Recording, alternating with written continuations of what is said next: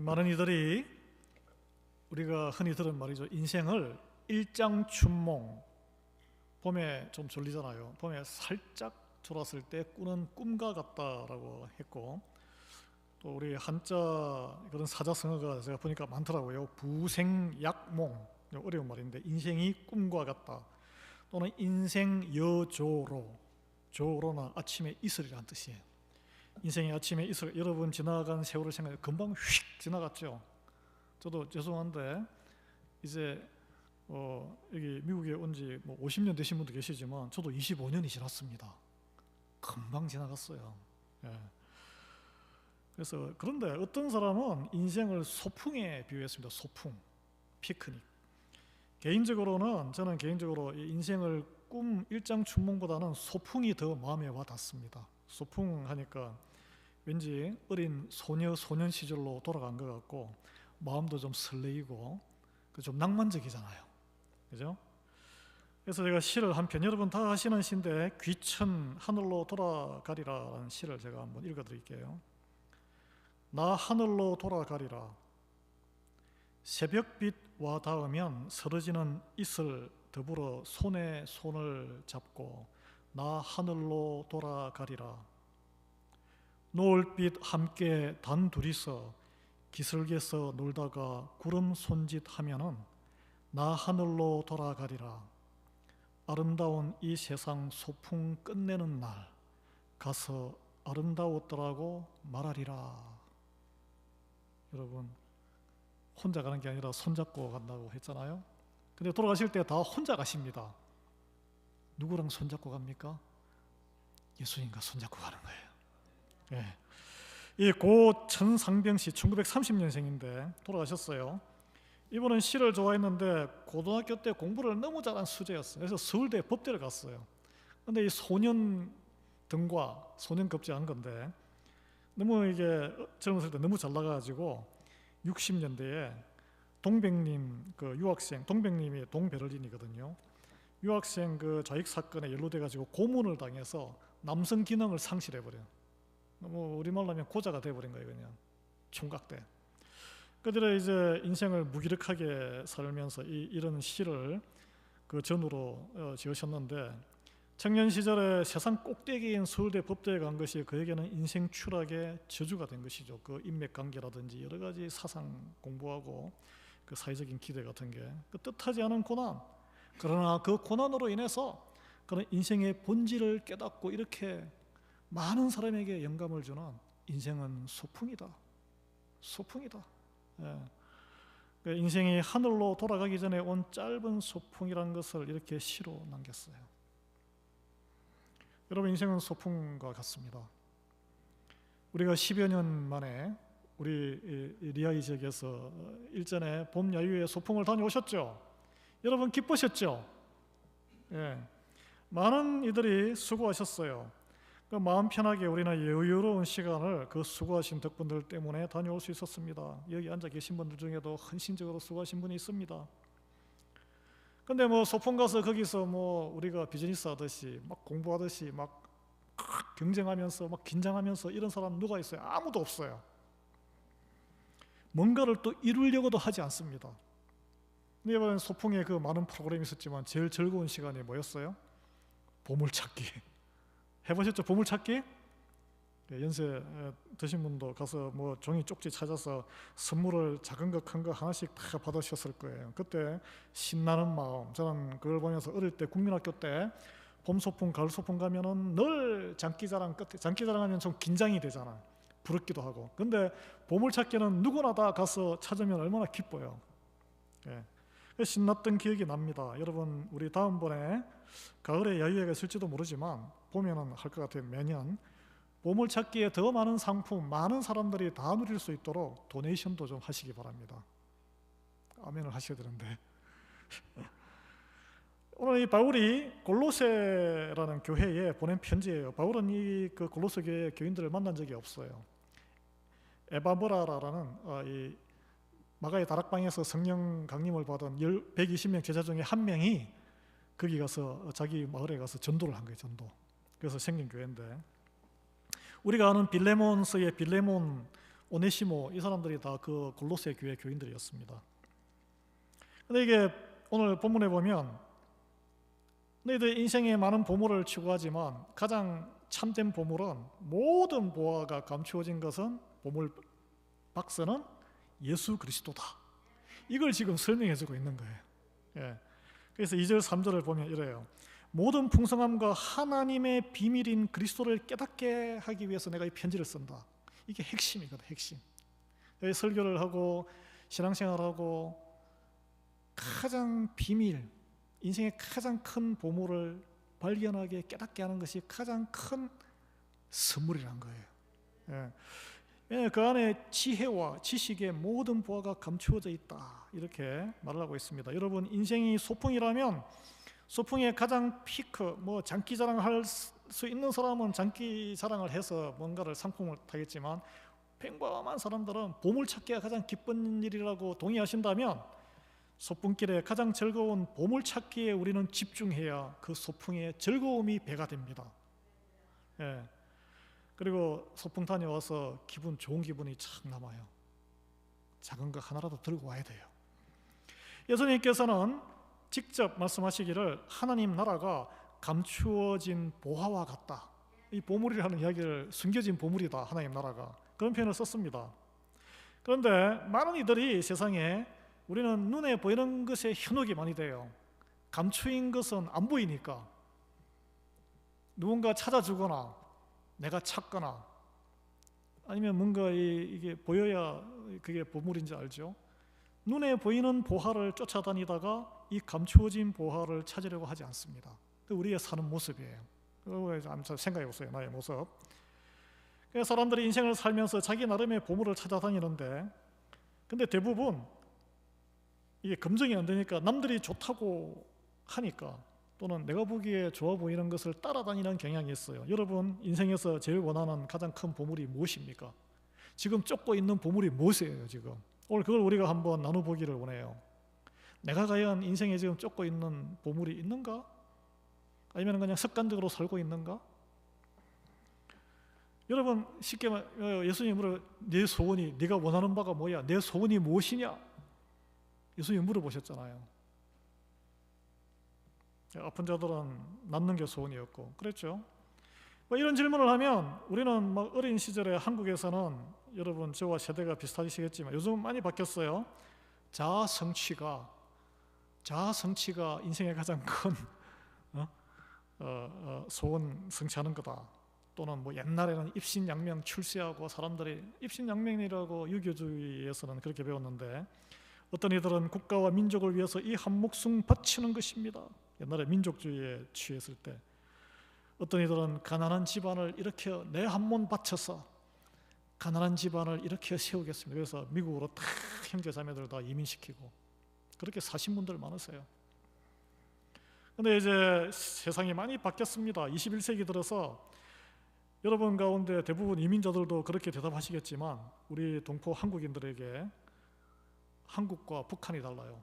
북한은 탈북하는 게 소원이고, 그리고 당정을 얻는 게 소원이고, 노동당. 한국에서는 대답은 한 단어에 한 음절. 뭔지 아십니까?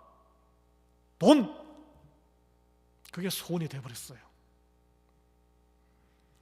구체적으로 좀 말해봐라. 무슨 돈 했더니 로또에 좀 당첨되면 좋겠어요. 뉴스 팍팍 나오거든. 로또 당첨자들 막 10억, 20억. 주식 가격이 폭등했으면 좋겠어요. 내가 산 집과 우리 동네만이라도 부동산 가격이 팍 아파트 값이 오르면 좋겠어요.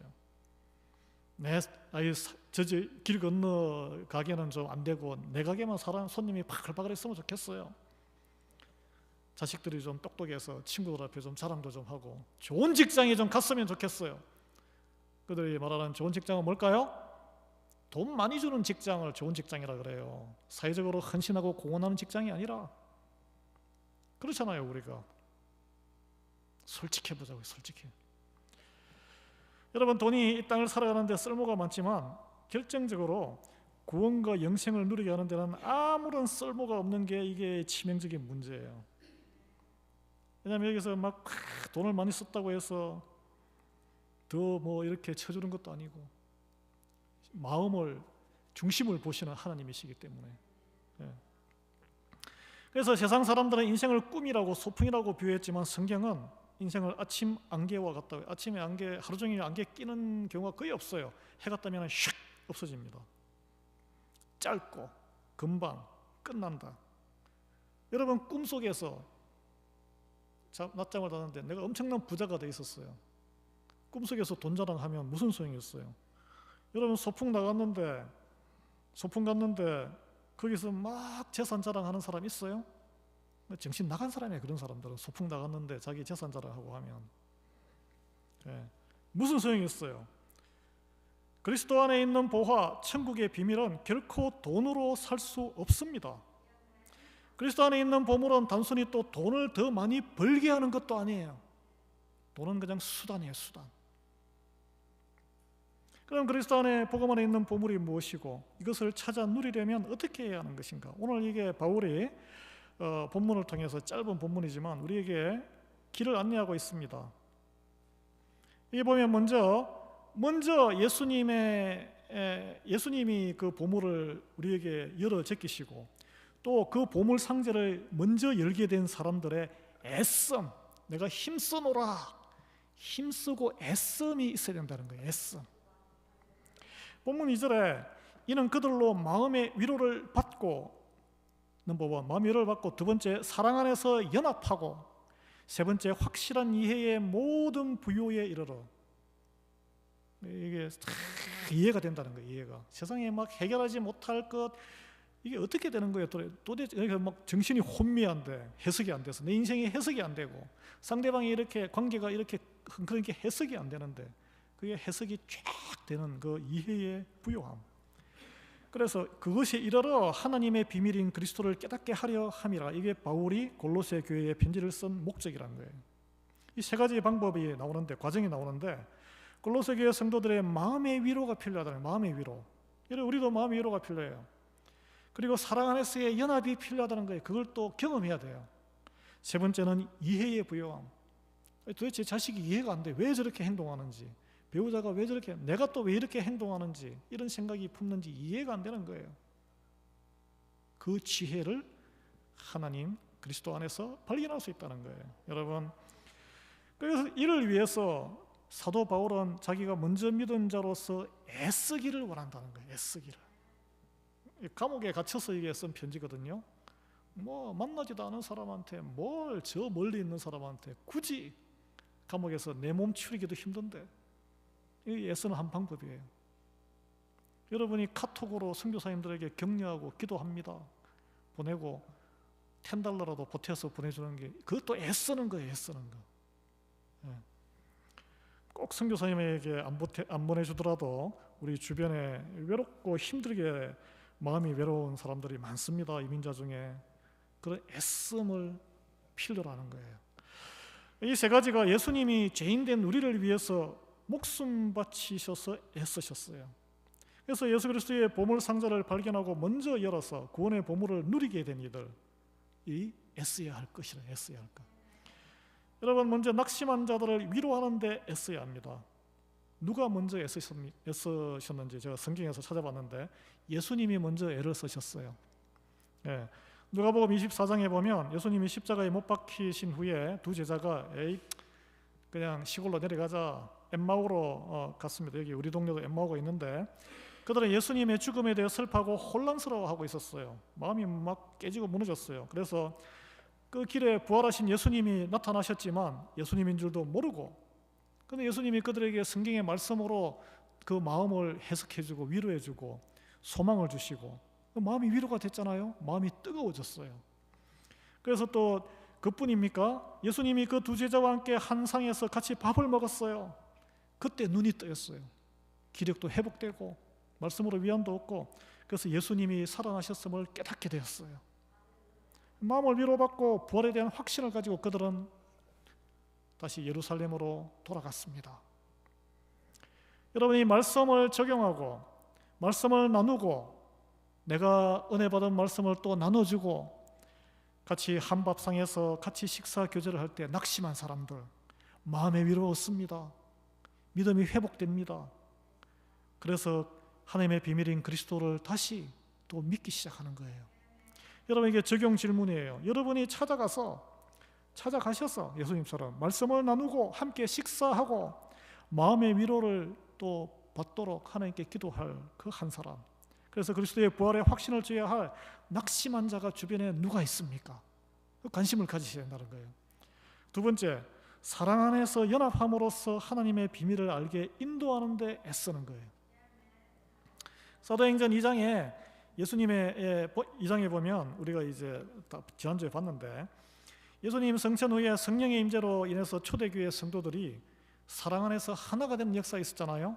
사랑 안에서 연합하는 것이 이렇게 실제로 일어났습니다. 우리도 지금 그런 모습이 일어나고 있어요. 우리 교회가 지금 그 모습이에요. 그래서 함께 모여서 기도하고 떡을 떼고 물건을 서로 통용하고, 여기까지는 가기가 쉽지가 않죠. 그리고 필요를 채워주고, 그게 사랑 안에서 연합하는 거예요. 필요를 채워주는 거. 모르는 손이 되어서 막 나팔 불지 말고.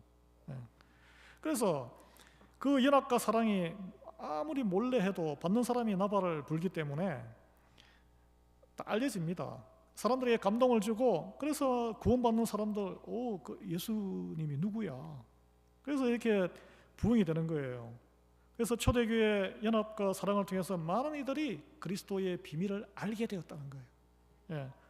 여러분, 사랑 안에서 연합을 통해 하나님의 비밀인 그리스도를 깨닫게 되는 실제 사례, 이 모든 교회가 닮아가고자 하는 사례입니다. 여러분, 적용 질문이에요. 그리스도를 깨닫게 하기 위해서 초대교회처럼 내 시간과 물질을 써서 필요를 채워줘야 할 사람 분명히 있습니다. 주변에 하나님이 다 주세요. 누구일까요? 오늘 이제 설교 들으시고 착 가시면서 그걸 생각하셔야 돼요. 세 번째, 성경 말씀으로 내 죄를 보고 회개한 나의 감정을 다른 사람의 행들과 나눔으로써 그리스도에 대한 확실한 이해의 부요함, 이게 확실한 이해의 부요함 하니까 이상하다. 이게 이 말은 말씀으로 예수 그리스도의 은혜로 내 삶이 해석되고 내가 죄인이라는 것을 깨닫게 되고, 그냥 그러면은 나만 좋아하고 탁 덮어놓으면 아무런 역사도 일어나지 않고 내가 거기서 성장하지 않는다는 거예요. 나누셔야 돼요. 내 창피하지만 내 허물을 펼치셔야 내가 성장하는 거예요. 여기 딱지가 여기 앉았는데 이걸 펼치시고 찢어내고 고름내고 약을 발라야 건강해지잖아요. 의사에게 보여야 됩니다. 그래서 사도행전 8장에 보면 제자 빌립이 사마리아에서 전도하다가 성령의 지시를 받아 에티오피아로 돌아가는 내시를 만나게 되었는데, 내시가 예루살렘에서 예배를 드리고 돌아가는 길이었는데, 이사야의 53장에 보면 한 아기가 태어나 권세를 정사를 어깨에 메고 그 예수님의 탄생을 거의 800년 1000년 전에 예언한 게 있어요. 똑같아요. 우리의 질고를 짊어지고 죄를 짊어지고 죽고 조롱받고 다 나옵니다. 이 도대체 이해가 안 되는 거예요. 이해가. 여러분, 성경 읽으면 이해가 안 되는 분들 많습니다. 왜냐하면 자기의 죄와 부닥치지 않고 해석을 못 해봤기 때문에, 성령의 은혜를 안 받아봤기 때문에 이해가 안 되는 거예요. 그런 분들은 가서 그냥 내가 목사 가르치듯이 가르치는 게 아니라 내가 죄 문제가 이렇게 해서 내 인생이 이렇게 해석이 되었다는 것을 나눠주셔야 돼요. 그게 바로 목장의 존재 이유예요. 목장의 존재 이유. 목장은 밥을 먹기 위해서 있는 게 아닙니다. 그래서 이 내시는 그러니까 빌립이 딱 보니까 자기가 간증을 한 거죠. 간증. 이제 예수님을 만나고 따라다니고 예수님이 어떤 일을 겪고 이 나사렛 예수가 바로 그 인물의 예언된 인물이다. 메시아고 그리스도다. 바로 딱 이 내시가 알게 된 거죠. 우리 성경에는 간단하게 나오는데, 이 빌립이 자기가 어떻게 죄인으로 거듭나고 이런 걸 이야기 다 했을 거야. 그래서 그 자리에서 내시는 세례를 받았습니다. 적용 질문이에요. 여러분에게 말씀으로 깨진 경험이 있습니까? 내가 죄인임을 인정하세요? 그런 과정을 겪으셔야 되는 거예요. 그리고 내 안에 있는 내 과거의 그런 죄를 다른 사람에게 같은 죄에 맴돌고 있는 자기 삶이 해석이 안 되는 사람에게 가서 나도 이런 당시와 똑같았는데 나는 이런 말씀으로 이 성경 안에 이런 부분으로 예수님 만나가지고 이렇게 해석이 됐다, 평강과 이런 걸 얻었다라고 나눌 수 있어야 된다는 거죠. 예. 그래서 그게 그리스도와 교회로 인도해. 그냥 교회 오세요, 예수님 믿으세요, 안 통합니다. 안 통해요.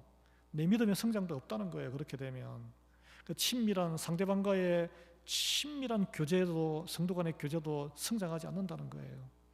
우리 교회가 우리 신앙생활에서 반드시 뛰어넘어야 할 영적인 교제. 부부관계도 마찬가지예요. 부부 뭐 같이 밥 먹고 잠자고 자식 놓고 해도 영적인 깊은 이런 교제가 터칭이 없으면 친밀한 관계가 되지 못합니다. 하나님의 성령님께서 도와주시면 이런 단계로 들어갈 수 있다는 것이죠. 그래서 이게 오늘 바울이 사랑하는 마음에 골로새 교인들에게 그런 믿음의 성장, 정말 그 보석 상자를 열어서 그 안에 있는 보석을 누리고 살라고, 그리스도의 하나님의 비밀을 누리고 살라고 안내하고 있는 거예요. 또 요약하자면 성도가 된 우리는 마음의 위로, 사랑 안에서의 연합, 성경에 대한 확실한 이해를 위해 애쓴 이들이 있었다는 거예요. 우리가 그냥 여기 와 있는 게 아닙니다. 하나님의 비밀인 그리스도를 알고 그 몸된 교회 안에 그래서 들어오게 된 거예요. 그런데 우리가 이제 그렇게 그분들처럼 정도의 믿음의 정도에 맞게 애를 쓸 때, 요 세 가지로 애를 쓸 때 쓰임 받게 되고 그 안에 있는 더 풍요로운 평강과 능력과 그리고 믿음의 성숙이라는 달고 단 열매, 꿀을 빠는 거예요. 꿀을.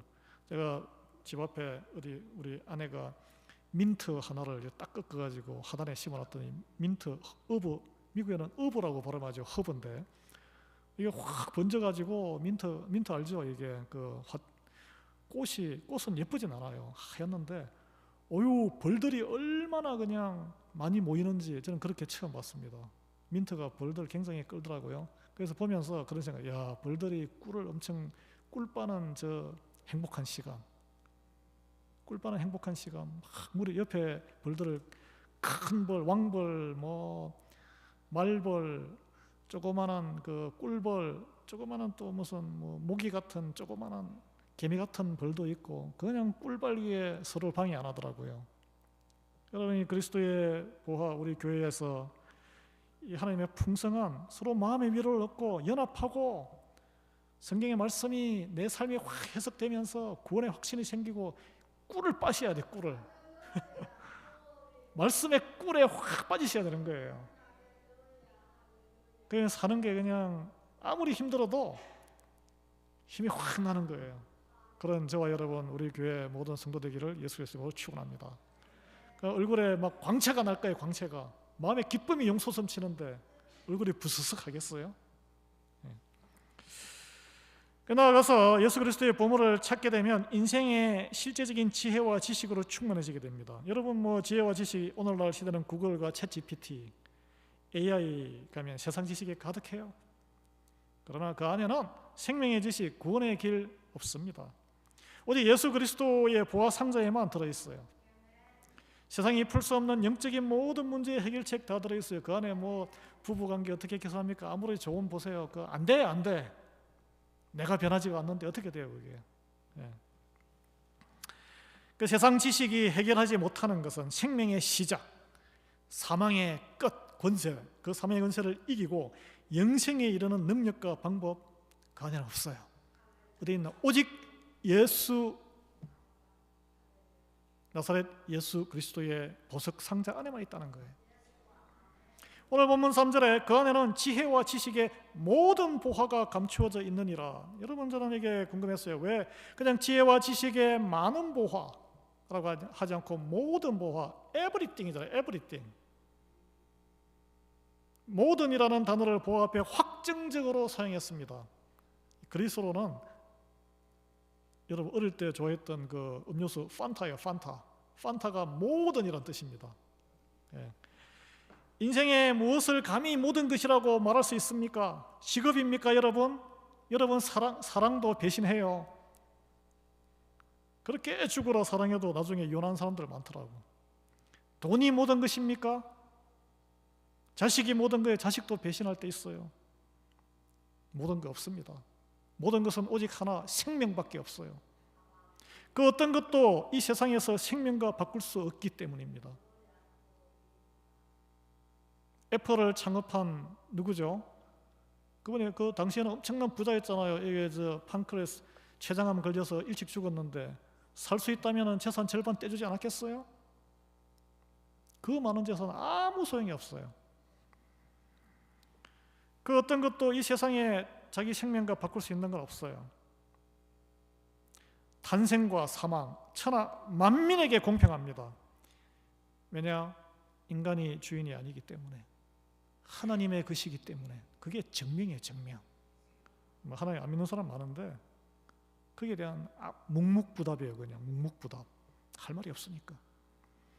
사망을 이길 수 있는 것은 오직 예수 그리스도밖에 없습니다. 사망을 이긴 분도, 이긴 사람도 오직 나사렛 예수뿐이에요.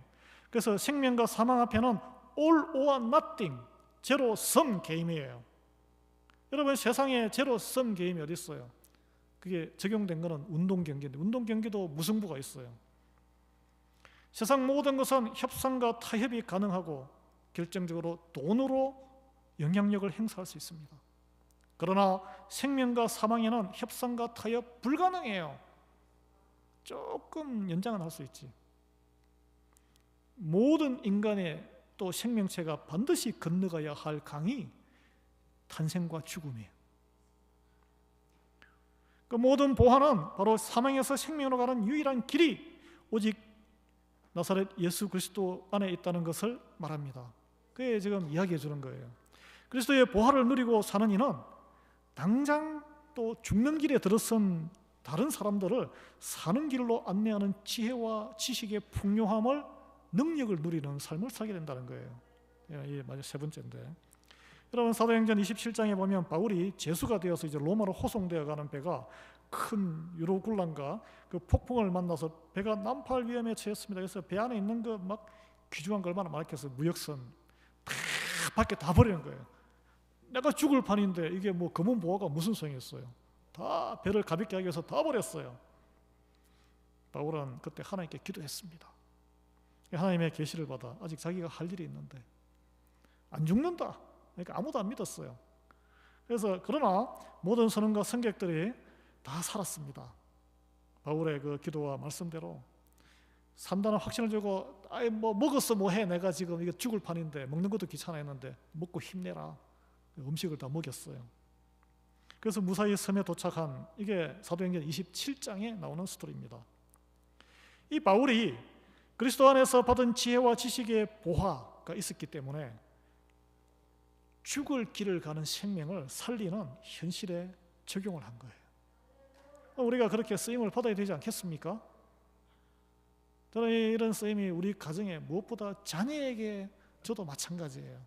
기도하지만 하나님이 터치해서 이끄는, 세상에 얼마나 즐거운 것들이 많습니까? 그 20대의 나이에, 청년의 나이에 하나님께 헌신한 그 마음, 하나님이 존귀하게 쓰시는데, 우리 교회도 젊은 그런 정말 하늘의 별과 같이 반짝이는 그런 하나님께 정한 마음을 딱 헌신한 그런 젊은이들이 하나 둘씩 들어오고 있잖아요. 너무 감사해요. 기도해야 돼. 이 기도의 응답입니다, 이건. 예. 저를 부끄럽게 해요. 또 많은 가정들을 부끄럽게 할 거예요. 그러나 우리의 부모의 그런 그 기도, 하나님은 응답할 줄 믿습니다. 예. 그래서 하나님의 비밀인 그리스도 안에 있는 보화를 발견한 이들은 또 보화를 그냥 그러니까 이게 자기가 탁 품에 품고, 여러분 다이아몬드 있으면 차고 다녀야지 그냥 골방에 탁 넣어두고, 그런 사람들 아주 귀한 일, 아주 멋진 일 있을 때는, 행사일 때는 차고 나오시잖아요. 활용하셔야 돼요, 활용. 그래서 환경을 이기는 절대 평강과 능력으로 변화된 삶을 살게 된다는 거예요. 하나님을 찬양하고 예배하는 삶이에요.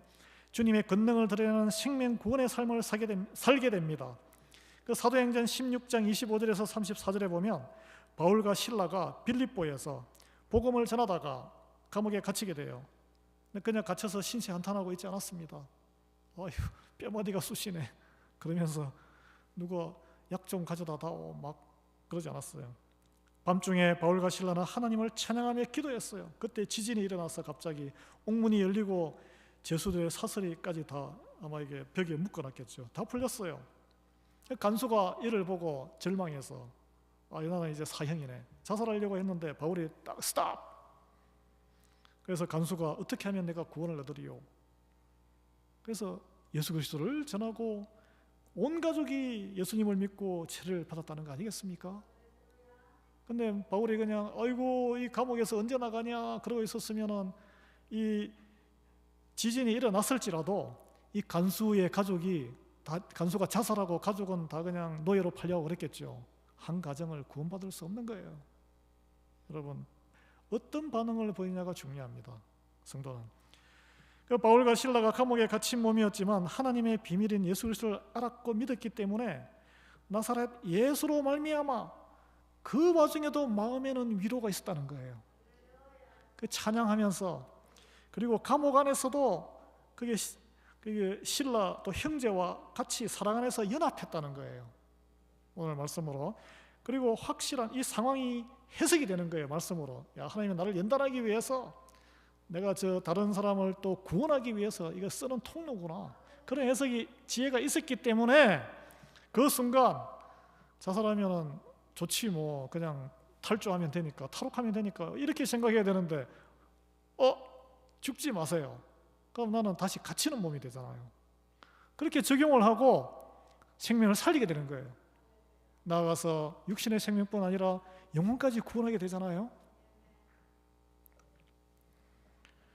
상황을 넘어 하나님을 찬양하고 믿음을 지킨 바울 일행을 통해서 간수와 그 가족이 구원받았다는 게 중요한 거예요. 이게. 여러분이는 그리스도 안에서 삶이 고난 속에서도 믿음을 유지하고 찬양을 통해서 다른 이들에게 복음을 전하는 존귀한 삶으로 살아갈 수 있음을 보여줍니다. 여러분, 그리스도의 보물 상자를 열게 된 이들, 이 행하는 삶은 평상시 우리가 할 수 있는 그런 사랑이 아니에요. 그런 자비가 아닙니다. 고난 중에 믿음을 유지하고 회심하고 철저히 헌신하는 삶이에요. 이거는 하나님의 능력으로 하는 겁니다. 그래서 감당할 수 없는 고난 가운데도 첫 번째, 믿음을 선택할 수 있게 되는 거예요. 왜 새벽 예배에 뭐 두문불출해 버리고 문 딱 이게 불안해서 도리어 믿음의 사람을 설득하려고 그러고 안 됩니다. 그거 그러지 않는다는 거예요. 그리고 그렇기 때문에 형통함과 감사가 넘치는 하나님의 복받은 인생으로 살아가게 된다는 거예요. 저는 저와 여러분이 그런 인생을 살기를 원합니다. 예. 또 오늘 본문의 7절에서 그리스도 안에서 뿌리를 박은 인생, 뿌리를 박아서 세움을 받아 교훈을 받은 대로 믿음에 굳게 서서 감사함을 넘치는 그런 삶을 살게 하라고 권면하고 있는데, 이 말씀을 한 이유는 고난에, 불가피한 고난에 대비한 거예요. 그리스도 안에 뿌리를 박아야 휙 안 날아갑니다. 수많은 성도들이 그렇게 같이 선교를 바울하고 다녔던 데마도 세상을 사랑해서 떠났다 그랬어요. 그 시대에. 뭐 흔한 일이에요. 흔한 일. 여러분 너무 노여워하거나 실망하지 마십시오. 흔한 일입니다. 말씀의 위로가 있고 사랑의 섬김이 있고 죄의 고백과 회개의 간증과 말씀 적용의 나눔으로 살아계신 하나님의 말씀으로 교훈 있는 공동체에, 그런 공동체가 되어야, 그런 가정이 되어야 되는 거예요. 그런 교회가 되어야 될 때 그 교회에, 그런 공동체에 깊이 뿌리를 박아야 되는 거예요. 그 뿌리 가운데 우리가 하나가 되어야 된다는 거예요. 그래야 이게 영양가 올라가서 겉에 세상은 그 뿌리를 보는 게 아니라 나무 기둥도 잘 안 봐요. 무성한 잎과 열매만 보라고, 열매만. 누군가는 뿌리가 되어야 된다는 거예요. 뿌리를 박으셔야 되는 거예요. 먼저 보물 상자를 발견한 사람이 뿌리가 되어야 된다는 거예요. 그래서 뿌리를 깊이 내려야 우리는 건강한 성도로 성장하게 됩니다. 성장. 그래서 어려운 시험이 닥쳐와도 뽑혀나가거나 시들러 말라 죽지 않는 거예요. 비가 계속 쭉쭉 오면 그냥 뿌리가 옅어도 살지만 가물면 뿌리 깊은 나무가 사는 거예요. 여러분, 우리가 그런 걸 경험했어요. 팬데믹 때. 다니엘서 6장에 보면 다니엘은 정말 척박한 그 이방 바벨론의 뭐 똑똑해가지고 총리까지 이렇게 발탁이 됐는데 왕의 총애를 받았지만 하나님만 이렇게 경배하고 절하니까 다른 관리들의 시기모함으로 그 숙청당할 위기에 어떤 법령을 왕에게 절하지 않고 다른 신에게 절하면은 감옥에 갖는 그런 법령이 통과되게 되었어요. 그걸 알고도 다니엘은 그럼에도 불구하고 예배를 포기하지 않았습니다. 하루 3번씩 창문을 열고 예루살렘을 향해서, 성전은 허물어졌지만 성전을 향해서 그때는 하나님 임재가 성전에 있다고 생각했기 때문에 하나님께 기도했어요. 다니엘은 자신이 하나님 안에 뿌리 내리고 있다는 것을 그렇게 보여준 거예요. 각자의 방식으로 보여주는 방식이 있습니다. 시대에 따라 달라요. 그럼에도 불구하고 상황이 좋아졌습니까? 악화되어서 그는 결국 사자굴에 던져졌습니다. 그래서 그는 하나님을 포기했습니까? 아니에요. 담대하게 기도하고 맞섰어요. 가만히 있었어요. 그랬더니 하나님께서 다니엘을 보호하셔서 사자굴에서도 다치지 않게 하셨어요. 왜 그랬을까요? 그런 다니엘의 믿음을 통해서 그 이방의 왕을 하나님이 살아계심을 보게 했던 거예요. 그래서 다리오 왕이 다니엘의 하나님을 찬양하고 온 나라에 하나님을 경외하라고 칙령을 내렸다는 거예요. 또 성경은 사도행전 7장에 서대반 집사를 통해서 그리스도의 뿌리바가 믿음으로 서 있는 것이 무엇인지 우리에게 증거하고 있습니다. 그는 성령과 지혜가 충만한 사람이라고 소개되고 초대교회 7집사 중 한 명이었어요. 그래서 예루살렘에서 담대히 복음을 전하다가 유대인들의 미움을 받았고, 유대인들 앞에서 너희들이 죽였잖아 죄를 지적하니까 분노한 유대인들이 그를 돌로 쳐 죽이기로, 유대의 그 율법에 따라서 돌에 맞아 죽는, 결정적인 것은 돌에 맞아 죽는 그 순간에 하나님을 찬양했고 마지막으로 주여 이 죄를 그들에게 돌리지 마옵소서라고 용서의 기도를 하며 순교라 그러죠. 숨을 거뒀다는 거예요. 이 서대반의 이 순교가 많은 이들에게 영향을 주고 많은 사람들이 충격을 받았어요. 그리고 초대교회 성도들에게 큰 용기와 힘을 주었습니다. 과연 그리스도 안에 깊이 뿌리 내리고 있다는 것이 무엇인가? 용서의 능력 어디서 나오는가? 이걸 보여준 거죠. 그래서 그러나 여러분, 다니엘, 바울과 동료 서대반, 우리는 이게 특별한 위인들이라고 생각하는데 여러분보다 인격적으로나 여러모로 볼 때 더 형편없을 수 있습니다. 인격이 훌륭해서 우리가 구원받는 게 아니고 믿음으로 구원받잖아요. 그래서 우리와 다를 바 없는 연약한 육신과 연약한 이 유혹에 빠지는 그런 죄인이에요. 그러나 이들은 이 짧은 이 땅의 인생, 이 소풍에서 예수 그리스도라는 이 보물이 정말 값진 보물이라는 것을 믿었던 사람이에요. 그것을 써먹었던 사람들이에요. 그래서 그들은 그리스도 안에서 굳건히 믿음으로 뿌리 박은 사람들이에요. 감옥에서도 그래서 평강의 위로를 얻었고 동력자들과 함께 사랑으로 또 연합해서 섬기는 복을 받았고, 그리고 주어진 그 자리에서 생명을 살리는 사명을 감당하는 사람이 된 거예요. 그들도 다 죽었습니다. 우리도 다 우리가 이 주어진 20세기 중후반 초반부터 21세기 초반에 다 지나갈 거예요. 소풍 왔다가 그냥 싹 가는 거예요. 여러분, 인생이 짧은 소풍과 같다는데 동의하신다면 어떤 보물 찾기를 하고 싶으세요? 지금 어떤 보물 찾기에 나서고 계십니까? 예수 그리스도의 참된 보물, 모든 보화를 찾아서 평강을 누리시고 사랑의 연합을 경험하시고 기쁨과 감사가 충만한 인생을 누리시기를 예수의 이름으로 축원합니다. 그리고 나아가서 그 보화 나만 몰래 이렇게 숨겨 놓지 마시고 함께 나누셔서 그리스도 안에서 복된 한 주간을 살아가는 우리 모두가 되기를 바랍니다.